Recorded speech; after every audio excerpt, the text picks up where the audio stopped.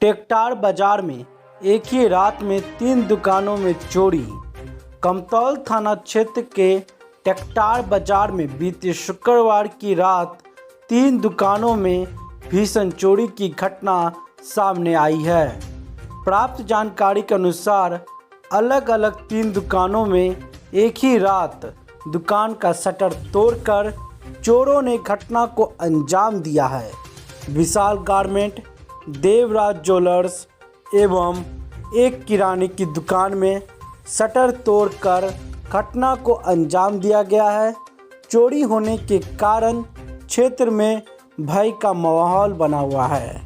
वहीं आपको बता दें, जैसा कि आप तस्वीरों में देख सकते हैं कि लोगों की भीड़ किस तरह से दुकान के बाहर लगी हुई है और पुलिस भी मौके पर पहुंच चुकी है और आगे की कार्रवाई की जा रही है।